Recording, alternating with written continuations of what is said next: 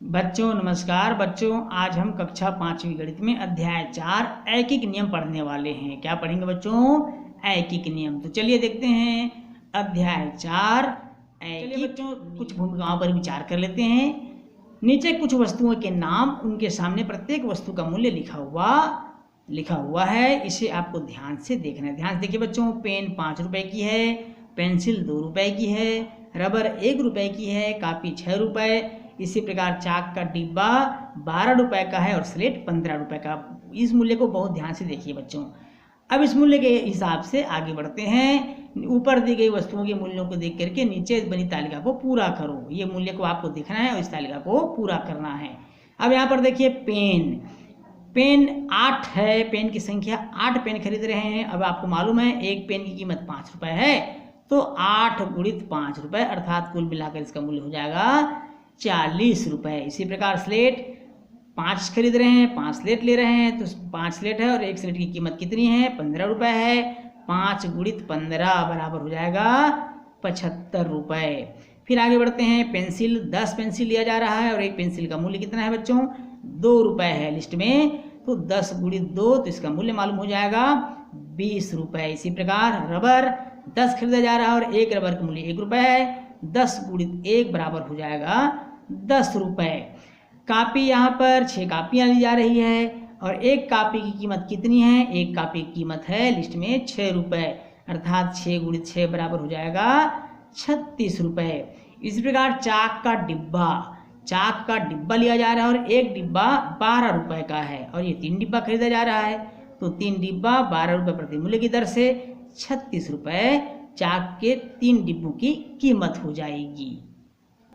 अर्थात हमने यहाँ पर देखा बच्चों, यदि एक वस्तु का मूल्य ज्ञात हो और अधिक वस्तुओं का मूल्य ज्ञात करना हो तो एक वस्तु के मूल्य में वस्तुओं की संख्या का हम गुणा कर देते हैं। एक बार और समझ लीजिए बच्चों, यदि एक वस्तु का मूल्य हमको दिया गया हो या ज्ञात हो और अधिक वस्तुओं के मूल्य का पता लगाना हो या उस अधिक वस्तुओं के मूल्य को ज्ञात करना हो तो एक वस्तु के मूल्य में वस्तुओं की संख्या का गुणा कर देते हैं, जिससे कुल मिलाकर प्राप्त राशि हमको ज्ञात हो जाती है, मालूम हो जाता है। अब आइए बच्चों देखते हैं अभ्यास और अभ्यास के कुछ महत्वपूर्ण प्रश्नों को। तो अभ्यास का कुछ महत्वपूर्ण प्रश्न है। पहला प्रश्न, यदि 1 किलोग्राम अंगूर 35 रुपए में मिलते हैं तो 7 किलोग्राम अंगूर कितने रुपए में मिलेंगे? 1 किलोग्राम की कीमत कितना है यहाँ पर? 35 रुपए, तो 7 किलोग्राम का कीमत कितना होगा? 35 गुणित 7, 35 गुणित 7 से कर देंगे अर्थात 245 रुपए। कितने रुपए हो जाएंगे? 245 रुपए। तो 7 किलोग्राम अंगूर की कीमत कितनी हो जाएगी बच्चों? 245 रुपए। अगला, एक साइकिल की कीमत बताओ जबकि 3 साइकिल की कीमत 6360 रुपए है। तो 6360 रुपए है, 3 साइकिल की कीमत, एक साइकिल की कीमत बताना है, तो 6360 को हमको 3 से भाग कर देना है। किससे भाग कर देना है बच्चों? 3 से भाग कर देना है। 3 से भाग करेंगे तो हमको प्राप्त हो जाएगा 2120 रुपए। कितना रुपए? 2120 रुपए, जो इसका आंसर हो जाएगा। भाग करना आप सबको बहुत अच्छे से आता है। यदि किसी को भाग करने में दिक्कत हो तो कमेंट्स करिए, आपको भाग करके बताया जाएगा। अगला प्रश्न है, यदि एक मजदूर 7 दिनों में 385 रुपए की मजदूरी लेता है तो 12 दिनों में कितनी मजदूरी लेगा? अब यहाँ पर चलिए इसको हल करके बताता हूँ बच्चों आपको। 7 दिनों की मजदूरी, चूंकि 7 दिनों की मजदूरी बराबर हो जाएगा 385 रुपए। कितने रुपए? 385 रुपए प्रश्न में दिया हुआ है, इसलिए एक दिन की मजदूरी हम पहले मालूम कर लेते हैं बच्चों। एक दिन की मजदूरी, और एक दिन की मजदूरी मालूम करने के लिए 385 को 7 से भाग करना पड़ेगा। किससे भाग करना पड़ेगा? 7 से भाग करना पड़ेगा। तो अब हमको मिलेगा 55 रुपए। कितना रुपए? 55 रुपए। अब प्रश्न पूछा है कि 12 दिन की मजदूरी कितनी होगी, इसलिए 12 दिन की मजदूरी, 12 दिन की मजदूरी, तो 12 दिन की मजदूरी हम कैसे मालूम करेंगे? 55 में 12 का गुणा कर देंगे। चलिए 55 में 12 का गुणा करते हैं, तब हमको मिलेगा 660 रुपये। कितना रुपए? 660 रुपए। अर्थात प्रश्न में कहा था कि 12 दिनों के बाद वह कितने रुपए की मजदूरी लेगा, तो 660 रुपए की मजदूरी लेगा, जो इस प्रश्न का आंसर हो जाएगा। अगला प्रश्न है, 3 लीटर पेट्रोल की कीमत 228 रुपए है, तो 8 लीटर पेट्रोल कितने रुपए में देने होंगे? 3 लीटर पेट्रोल की कीमत 228 रुपए है, तो 8 लीटर पेट्रोल के कितने रुपए देने होंगे? चूंकि यहाँ पर देखेंगे, चूंकि 3 लीटर पेट्रोल की कीमत 3 लीटर पेट्रोल की कीमत बराबर कितने रुपए, यहाँ पर 228 रुपये। कितने रुपए, 228 रुपये। इसलिए 1 लीटर पेट्रोल की कीमत कितनी हो जाएगी बच्चों, 228 को 3 से भाग कर देंगे तब हमको प्राप्त हो जाएगा 76 रुपये। कितने रुपए, 76 रुपये। 1 लीटर पेट्रोल की कीमत कितनी हो गई, 76 रुपये हो गई। इसलिए हमको निकालना है 8 लीटर पेट्रोल की कीमत कितनी, 8 लीटर पेट्रोल की कीमत हो जाएगी 76 गुणित 8, 76 का 8 से गुणा कर देंगे तब हमको मिल जाएगा 608 रुपये। कितने रुपये, 608 रुपये, जो इस प्रश्न का आंसर होगा। अर्थात 8 लीटर पेट्रोल के लिए 608 रुपये देने होंगे। कितने रुपए देने होंगे बच्चों, 608 रुपये, और ये हमारा आंसर हो गया। अगला प्रश्न है, यदि 5 किलोग्राम शक्कर का मूल्य 180 रुपये है तो 360 रुपये में कितने किलोग्राम शक्कर खरीदी जा सकती है। अब 360 रुपये में कितने किलोग्राम शक्कर खरीदे जा सकेंगे, चलिए देखते हैं बच्चों।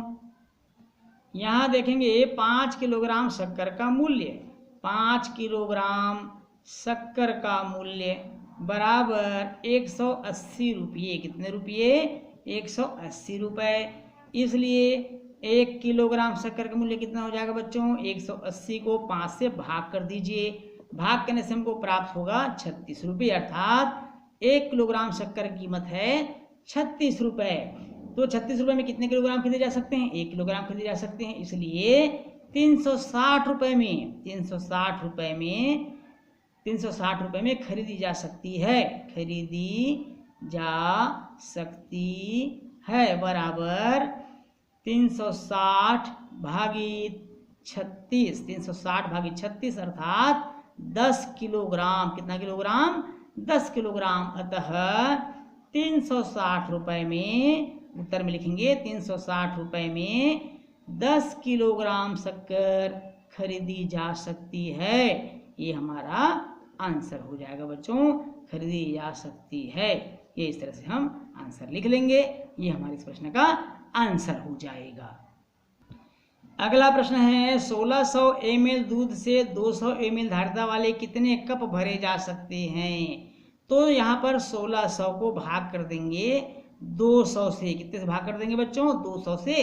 तो 200 से भाग करेंगे तो 8 कप मिलेगा। कितने कप मिलेगा, 8 कप। अर्थात 200 ml क्षमता वाले धारिता वाले 1600 ml दूध को भरेंगे तो 8 कप भरे जा सकते हैं। कितने कप भरे जा सकते हैं बच्चों, 8 कप भरे जा सकते हैं।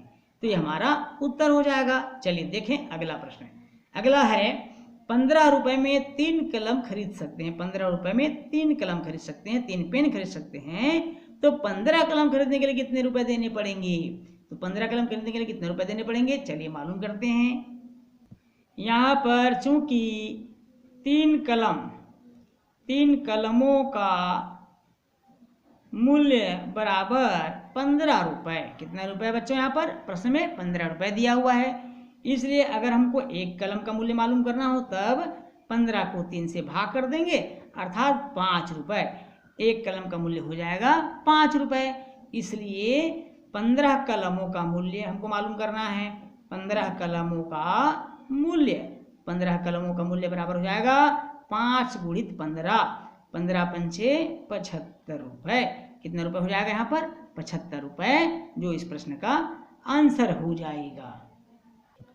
अगला प्रश्न है, 5 पेंसिलों का एक पैकेट 13 रुपये में मिलता है, वैसे ही 10 पेंसिलों का एक पैकेट 25 रुपये में मिलता है। बताओ किस पैकेट में प्रति पेंसिल मूल्य कम है। ध्यान समझिएगा बच्चों, किस पैकेट में प्रति पेंसिल मूल्य कम है, ये हमको ज्ञात करना है। यहाँ पर पहले पैकेट में देखेंगे, पहले पैकेट में चूंकि 5 पेंसिलों का मूल्य 13 रुपये, 5 पेंसिलों का मूल्य बराबर 13 रुपये, इसलिए 1 पेंसिल का मूल्य हमको मालूम करना है बच्चों। तो 1 पेंसिल का मूल्य हो जाएगा 13 भागित 5, 13 को 5 से भाग करेंगे तो 2.60 रुपये प्राप्त होगा। अर्थात 1 पेंसिल की कीमत हो जाएगी 2.60 रुपये। अब चलते हैं दूसरे पैकेट की ओर। दूसरे पैकेट में हम देखते हैं, दूसरे पैकेट में क्या मिल रहा है। चूंकि 10 पेंसिलों का मूल्य 10 पेंसिलों का मूल्य, 10 पेंसिलों का मूल्य है 25 रुपये। कितना रुपया है? 25 रुपये है। इसलिए एक पेंसिल का मूल्य हो जाएगा 25 भागित 10। 25 को 10 से भाग करेंगे तो 2.50 रुपये हमको प्राप्त हो जाएगा। अतः हम कह सकते हैं, अतः दूसरे पैकेट में प्रति पेंसिल का मूल्य कम है। क्यों? क्योंकि पहले पैकेट में प्रति पेंसिल 2 रुपये 60 पैसे का था और यहाँ पर 2 रुपये 50 पैसे का है। अतः दूसरे पैकेट में प्रति पेंसिल का मूल्य कम है। इस तरह से हम लिख सकते हैं और ये हमारा आंसर हो जाएगा, उत्तर हो जाएगा। बच्चों, इस प्रश्न के साथ ही आज क्लास हमारा यहीं समाप्त होता है। वीडियो अच्छा लगे तो वीडियो को लाइक और शेयर करिएगा। चैनल में यदि आप नए तो चैनल को सब्सक्राइब करना नहीं भूलिएगा। बच्चों, आपसे फिर मुलाकात होगी अगली क्लास में। तब तक के लिए नमस्कार।